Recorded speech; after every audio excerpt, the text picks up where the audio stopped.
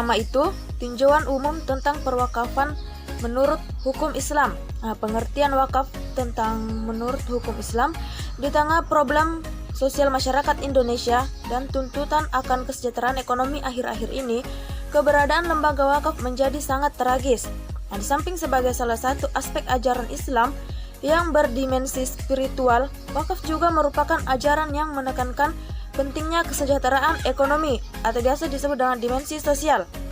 Karena itu, pendefinisian ulang terhadap wakaf agar memiliki makna yang lebih relevan dengan kondisi real persoalan kesejahteraan menjadi sangat penting.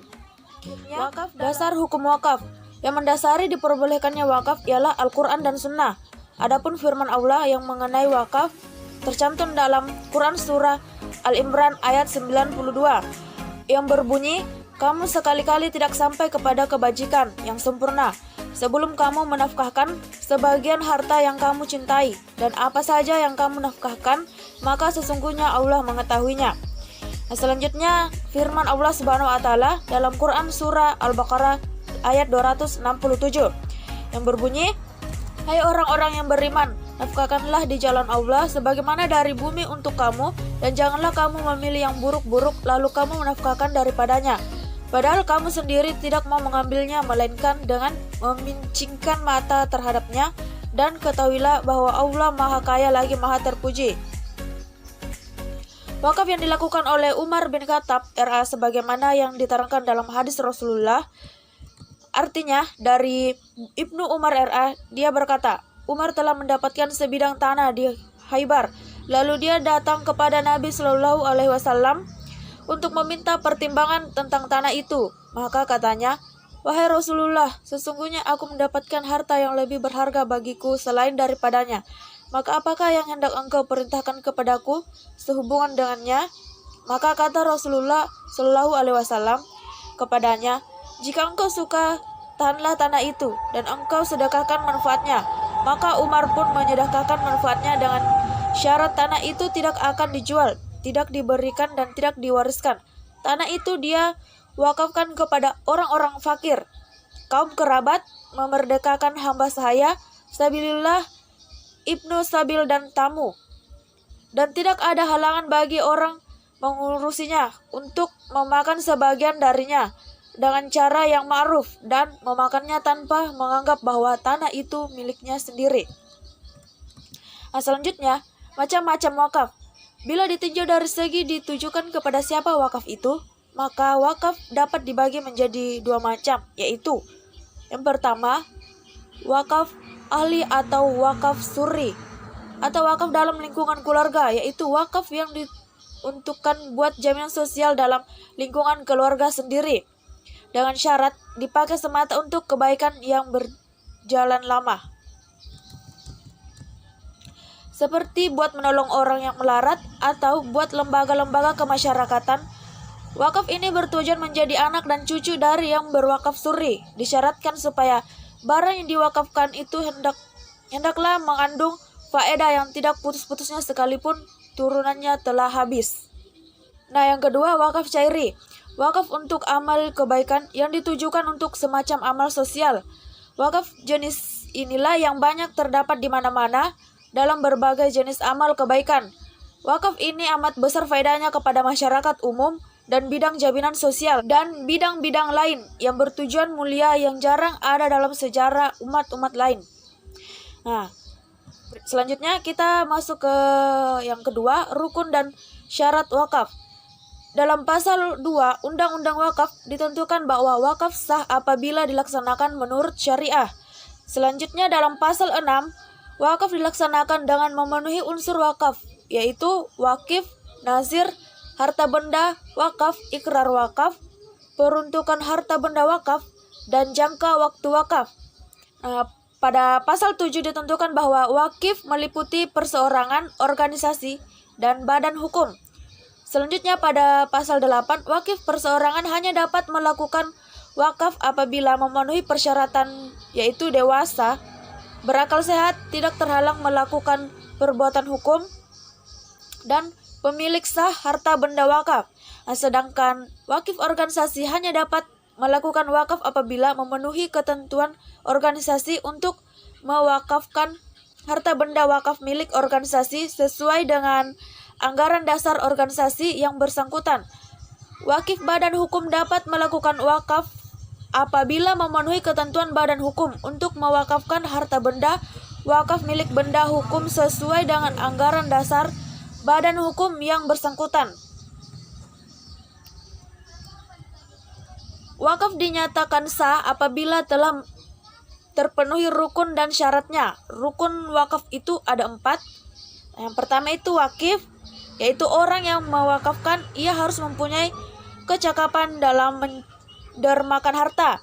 Nah, yang kedua wakuf, yaitu barang milik wakif yang diwakafkan. Yang ketiga mauquf alaih, yaitu yang diserahkan wakaf baik orang, golongan atau pihak tertentu. Keempat, sikha, wakaf harus dengan lafal wakaf ada yang jelas seperti aku mewakafkan, aku menahan, dan lafal lainnya. Dengan mengatakan kalimat tersebut, maka wakaf telah sah tanpa menggabungkan dengan perkara lain. Lafal wakaf juga ada yang berbentuk hinayah seperti aku sedekahkan, aku haramkan, aku abadikan, dan lafal lainnya. Dengan mengucapkan lafal tersebut, maka telah terjadi wakaf. Pengucapan itu harus disertai niat atau dengan sesuatu yang menjelaskan bahwa seseorang bermaksud memberikan wakaf, seperti sedekah yang diwakafkan atau sedekah yang tidak boleh dijual.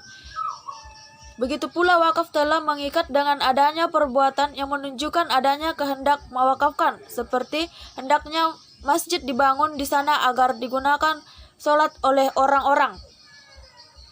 Nah, adapun syarat sahnya wakaf, yaitu yang pertama, orang yang mewakafkan harus sepenuhnya berhak untuk menguasai benda yang akan diwakafkan. Wakif juga harus mukallaf atau akil balik dan atas kehendak sendiri, tidak dipaksa oleh orang lain. Kedua, benda yang diwakafkan harus kekal zatnya. Hal itu berarti ketika timbul manfaatnya, zat barang tidak rusak. Hendaklah wakaf itu disebutkan dengan terang dan jelas kepada siapa diwakafkan. 3. Penerima wakaf hendaknya orang yang berhak memiliki sesuatu, maka tidak sah wakaf kepada hamba sahaya. Keempat, ikrar wakaf dinyatakan dengan jelas, baik dengan tulisan maupun lisan. Nah, yang terakhir, tunai dan tidak ada khiyar, karena wakaf berarti memindahkan milik waktu itu. Prinsip-prinsip dalam pengelolaan wakaf. Yang pertama, asas keberlangsungan manfaat, yaitu praktek pelaksanaan wakaf yang dianjurkan oleh Nabi yang telah dicontohkan oleh Umar bin Khattab dan diikuti oleh beberapa sahabat Nabi lainnya, yang sangat menekankan pentingnya menahan eksistensi benda wakaf, dan diperintahkan oleh menyedekahkan hasil dari pengelolaan benda tersebut.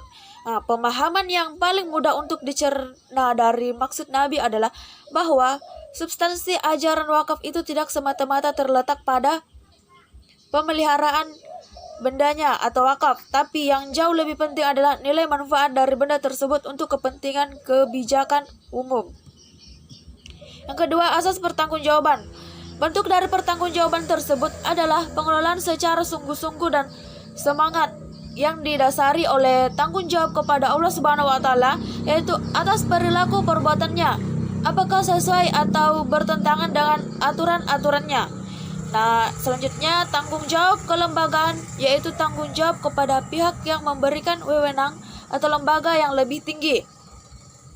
Tanggung jawab hukum, yaitu tanggung jawab yang dilakukan berdasarkan ketentuan-ketentuan hukum yang berlaku. Nah, terakhir, tanggung jawab sosial, yaitu tanggung jawab yang terkait dengan moral masyarakat. Nah, yang ketiga, asas profesional manajemen.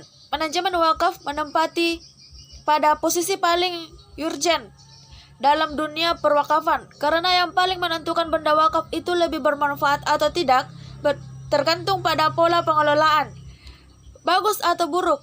Dalam asas profesional manajemen ini harus memiliki atau mengikuti sifat-sifat Nabi, yaitu amanah atau dapat dipercaya, siddiq jujur, fatanah cerdas atau brilian, tablik menyampaikan informasi yang tepat dan benar. Yang keempat, asas keadilan sosial.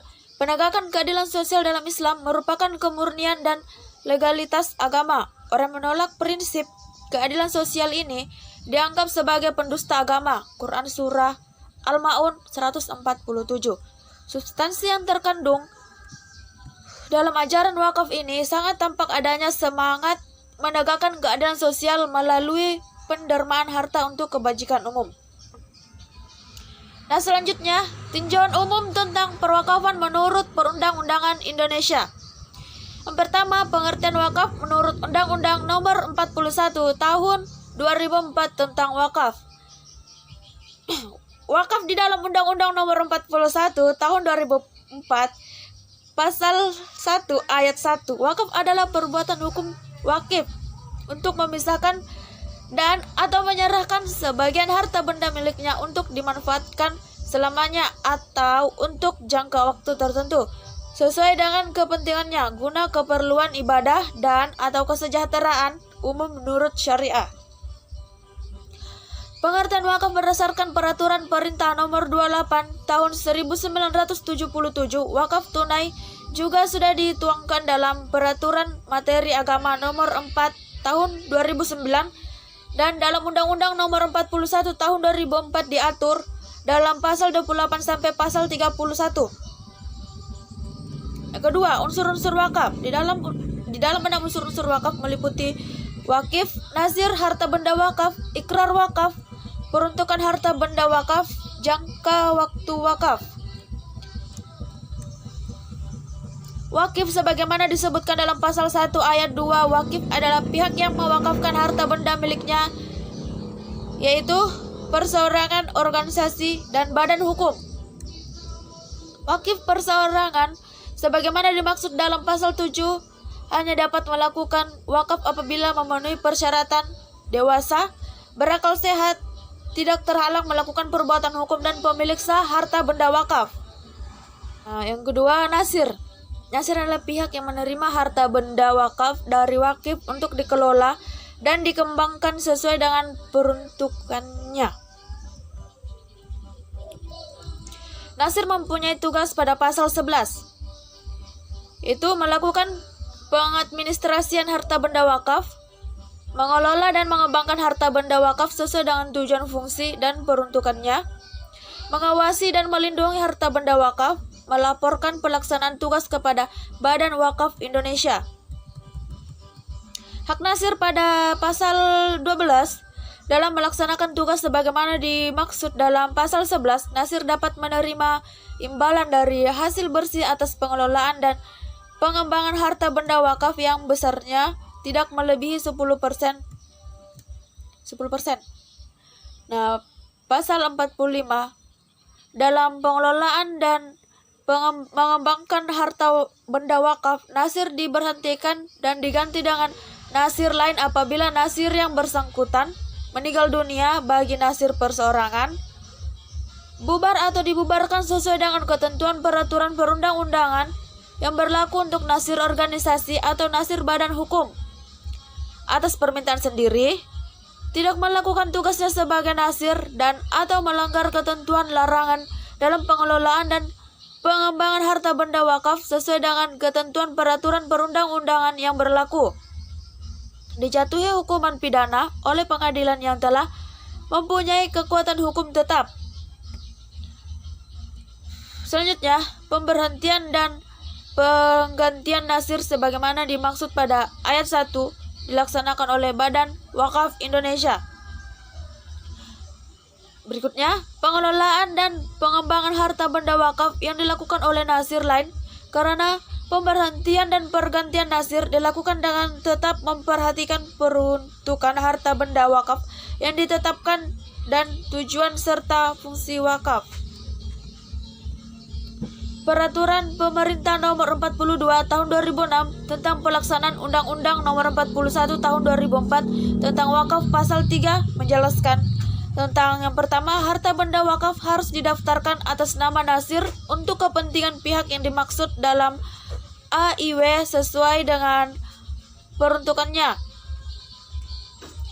Terdaftarnya harta benda wakaf atas nama nasir tidak membuktikan kepemilikannya Nasir atas harta benda wakaf. Selanjutnya harta benda wakaf. Yang ketiga harta benda wakaf. Pasal 15 jenis harta benda wakaf yaitu benda tidak bergerak, benda bergerak selain uang, dan benda bergerak berupa uang. Benda tidak bergerak bersebagaimana dimaksud dalam pasal 15 yaitu pertama hak atas tanah sesuai dengan ketentuan peraturan perundang-undang baik yang sudah maupun yang belum terdaftar. Yang kedua, bangunan atau bagian bangunan yang berdiri di atas tanah sebagaimana dimaksud pada pasal 15. Yang ketiga, tanaman dan benda lainnya yang berkaitan dengan tanah.